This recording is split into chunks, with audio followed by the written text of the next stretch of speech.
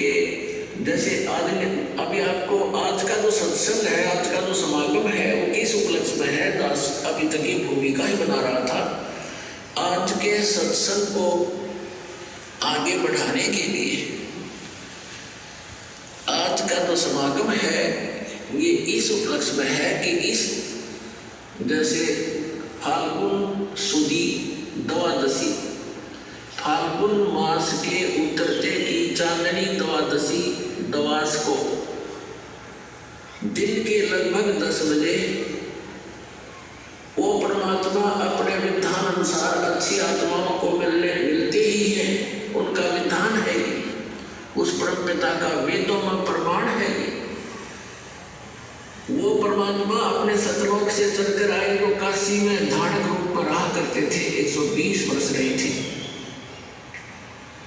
सहस्री आए थे, माले के कमल के फूल पर प्रकट हुए थे कबीर भगवान। वो परम अक्षर ब्रह्म सत्य पुरुष एक शिशु रूप धारण करके काशी शहर के बाहर एक सरोवर में कमल के फूल के ऊपर आके विराजमान हुए थे।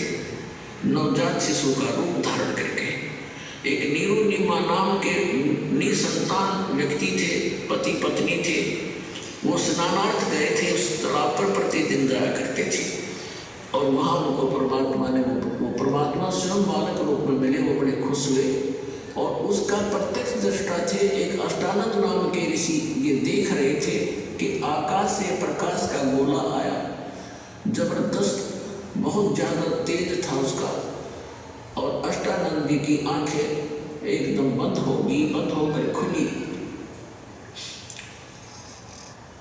जब आंखें बंद हुई तो उसने क्या देखा कि कोई बालक है। जैसे सूर्य की तरफ आप कभी नजर दृष्टि करते हो तो आपकी आंखें उस तेज को सहन नहीं कर सकती, आप एकदम बंद कर लेते हो या साइड में करते हो।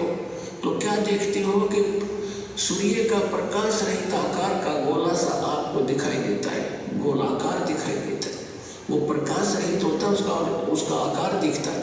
ऐसे ही जो ही उसने उस प्रकाश का गोला जो बहुत दूर देखा था, ऊपर से आता हुआ बड़ी स्पीड से जैसे तारा सा टूटता है।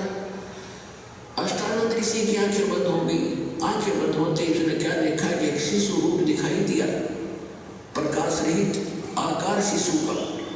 दोबारा आंखें खोली तो क्या देखा कि उस जिस सरोवर के ऊपर वो बैठा साधना करने की चेष्टा कर रहा था स्नान करके, उसी के एक कोने में जाकर वो प्रकाश सिमट गया। फिर अंधेरे में उसको कुछ नहीं देखा क्योंकि सुबह सुबह ब्रह्म मुहूर्त का समय था। वो चला गया उठ के अपने गुरु जी के पास उसका शंका का समाधान कराने के लिए। क्या मैंने ये क्या देखा गुरुवर? उनके गुरु जी थे स्वामी रामानंद जी। तो नीरुनिमा नाम के वो निसंतान दंपति थे, वो उठाकर ले गए। उनके घर से प्रवेश होने से 25 दिन तक परमात्मा ने कोई आहार नहीं किया, ना जलपान किया। वो चिंतित हो गए दोनों पति पत्नी। फिर परमात्मा ने कुंवारी गाय का दूध पीना प्रारंभ किया। परमात्मा की दया से ही उस कुंवारी बच्चिया ने दूध देना शुरू किया, गाय की बच्चिया। ये अलग से विषय है जो आज सत्संग दास शुरू करने जा रहा है, उसके वापस हट कराते हैं। वही परमात्मा 120 वर्ष में रहे। 5 वर्ष की आयु में बड़े बड़े विद्वान, प्रकांड विद्वानों के छक्के छुड़ा दिए परमात्मा ने तत्व ज्ञान के अंदर। एक ही प्रश्न किया करते थे उन विद्वानों से, कौन ब्रह्मा का पिता है, कौन विष्णु की माँ और शंकर का दादा कौन है, पंडित जी ने बता। सबकी टाई फीस हो जाती थी। ये तो अदरो अमर है, इनके कोई माता पिता नहीं है। हमारे सदग्रंथों में लिखा है।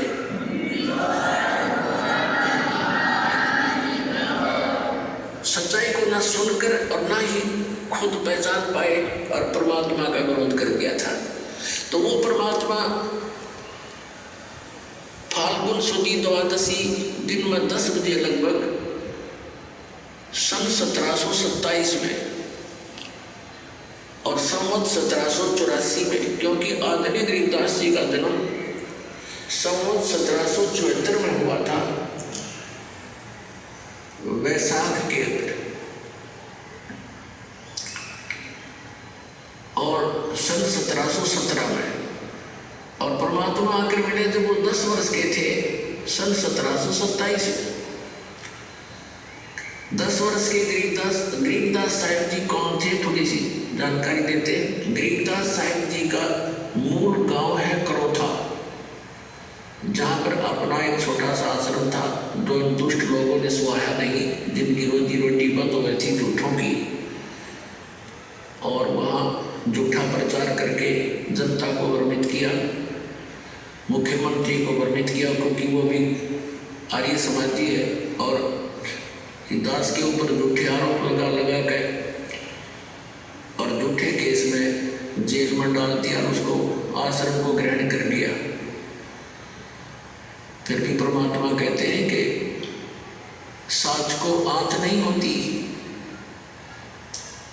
पुणात्मा आई कोर्ट ने हमारे हक में फैसला कर दिया।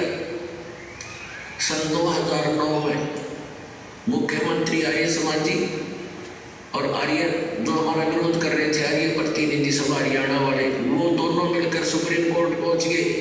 देखे भी अकल मारी जा रही, कोई बात हो, अरे हम तो 70-60 की लड़ाई लड़ रहे हैं, ज्ञान और अज्ञान का झगड़ा, ज्ञान का जवाब ज्ञान से देना चाहिए। अब सुप्रीम कोर्ट में ऐसा मुंह पर थप्पड़ मार दिया परमात्मा ने उनके 8 वकील, 6 तो सरकार के, 2 उनके टॉप मोस्ट वकील कर रखे। हमारा ओरिजिनल वकील भी नहीं जा रहा था, उसको कोई काम हो गया अचानक, और परमात्मा के बच्चों को आश्रम दिला दिया। इससे बड़ा चमत्कार परमात्मा कोई नहीं हो सकता।